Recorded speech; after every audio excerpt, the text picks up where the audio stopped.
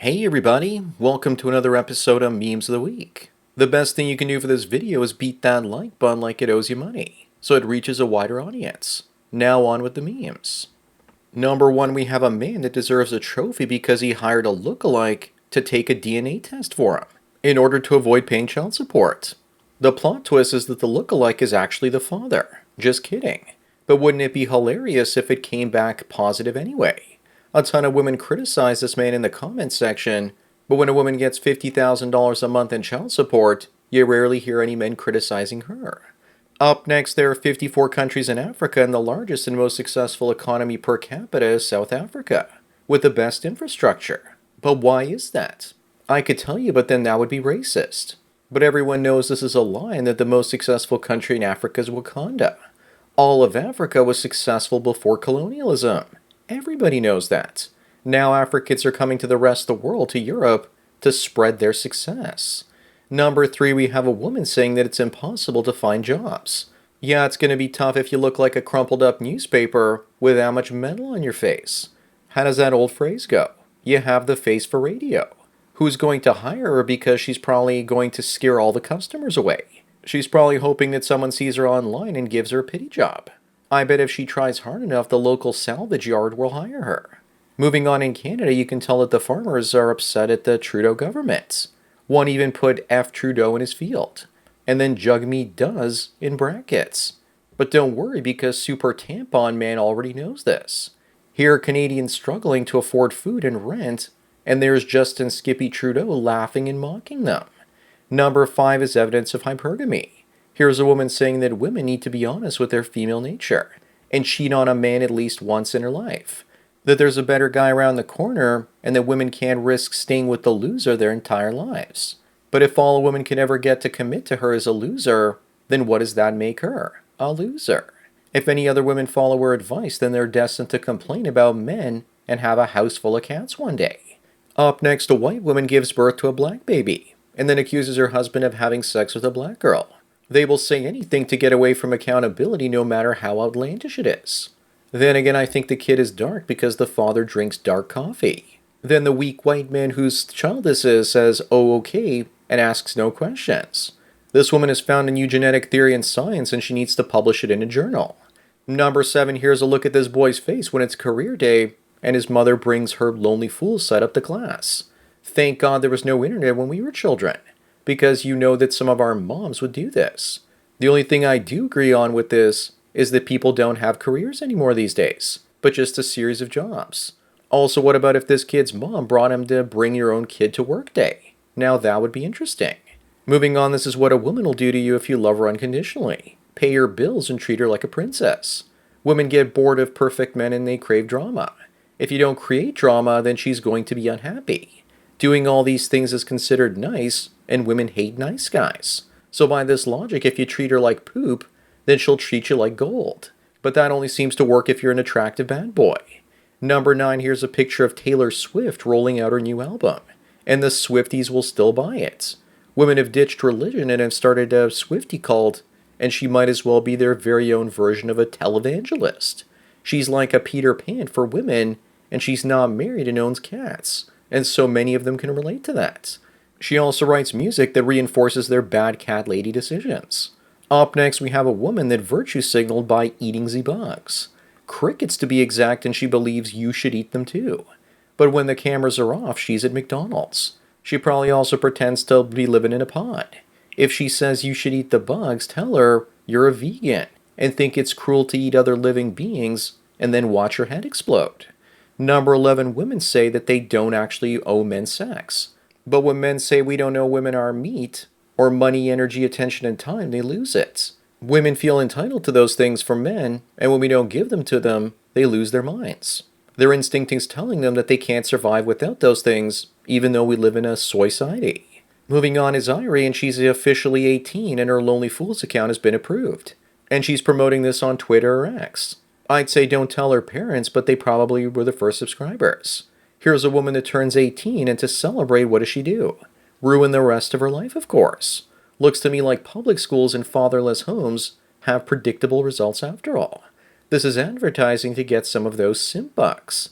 Number 13, we have a woman that spent a year having casual sex and set out to be fearless in the bedroom. But something horrifying happened. Spoiler alert, she got herpes. Imagine my shock. But even with that condition, I bet that the simps were still lining up to get into her peace sleeve lining. Also, the vast majority of the chats that were with her probably won't even remember her. Up next, people asked Bing AI to create women on the left and then women on the right. And so it created women on the right that were working and employable. The women on the left were just depicted as activists. At least it didn't make them fatter with purple hair. So it wasn't very accurate. They were way too attractive and thin to be activists on the left. Number 15 is more like it when it comes to women that are on the left. They look like that and they say they know what communism is and that it's great. Meanwhile, the Eastern European men actually know what communism is and they look like they suffered PTSD because of it. Women like this probably can't find Eastern Europe on a map. Maybe they should tell her that things got so bad that they had to eat their own children. Tell her under communism we'd have to eat her pet cat, and the moment you threaten to eat her emotional support animal is the moment she'll no longer want to be a communist. Moving on is a woman that's known as the Oracle of Wall Street, and she predicted the 2008 financial crash, and she now says that house prices will drop 30% because sexless men are living with their parents, and this will cause the crash. 30% down would only take us back down to prices that were only 2 years ago. It's not enough. There isn't enough housing supply being built in America, and there are millions of migrants coming in each year. There'll be no crash, and listening to her might cost you dearly. Number 17, maybe we should bring back this tradition from ancient Greece, where once a year they sacrificed ugly people. You'd see everyone paying for plastic surgery, losing weight, and looking after themselves if they were ugly enough to be executed. I'm not condoning violence, but I'll bet you anything that guys in Greece worked really hard to look as Chad-like as possible. Maybe promoting obesity and fat acceptance culture is our way to sacrifice the fatties to the god of diabetes. Up next is a crazy story about a woman that endured chemotherapy and told her family goodbye after being given only 15 months to live. Then she discovered that she didn't even have cancer. I blame Trudeau because why not? Even though this happened in Texas. Cancer treatment is big money and it makes you wonder how often stuff like this ends up happening. I hope those doctors get sued into oblivion. Oops, sorry about the radiation and poison, ma'am. Number 19, does India deserve the title of clown country for 2024? After saying that downloading and viewing pedo prawn is not a crime. This coming from a country that has yet to perfect indoor plumbing and where a sizable portion of the population defecates outdoors. I thought this is a fake story but can actually confirm it's real. I guess this explains all the grooming gangs. Moving on, according to a recent study, it says that this is the ideal body shape. Ideal for what? Stealing rings and emeralds from Sonic the Hedgehog, perhaps. This is literally how Dr. Eggman or Dr. Robotnik looks without a beard. The leftoids are pushing the same bad body shape that they have as being the perfect one. Guess who would have been sacrificed by the ancient Greeks? Actually, in reality, this is the ideal body shape if humans were designed to survive in a car crash. Number 21, did I call it or did I call it? When it comes to squatters' laws being changed because of the woman that was ended in her own apartment by squatters, and then they stuffed her in a duffel bag. All that by these two teen squatters. They did all that after beating her up with a frying pan. Nice shirts, they look classy for court. They always say teen when it's them. New York state law has changed so squatters are no longer considered tenants. All that because a woman was ended by these two teens. Up next, women call this guy, the actor from Smallville, average. If this is average, then the actual average man is never going to have a relationship. But when AI girlfriends and loverbots show up, desperate women will wish they would actually be with an average man like this. I know girls who've said that Henry Cavill is average. It's over for most dudes. But isn't it funny how none of the average women out there can get this average man? I say bring in the robo-harems. Number 23, a woman that was lost in Birmingham was abducted and raped by this church helper and his friend. Calling him a church helper is all about defending the narrative at all costs. The list of euphemisms that the left uses now must be a mile long. The media will use anything but an actual description. Maybe instead of church helper, it might need to say mosque helper instead. But something tells me these weren't two natural-born American citizens. Moving on, a study finds that lonely women experience activation in their brains that increase their food cravings. That means that when loverbots eventually show up, there'll be more fat women than ever.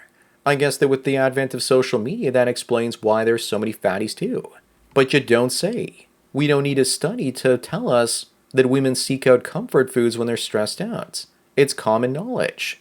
Number 25 and the last one, why do famous people have a higher likelihood of having a transgender child than the general population? Because they want to keep working, of course, especially if they're female and their looks fade, and this also gives them tons of attention.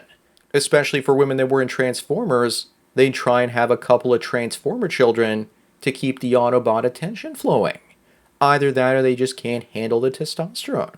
So that's it for another Memes of the Week. Please give this video a like to push it up in the algorithm and so new viewers can find it. If you enjoy this series and want me to keep making more, then donate at the PayPal and Subscribe Star links below. Anyways, enjoy the rest of your day, and cheers.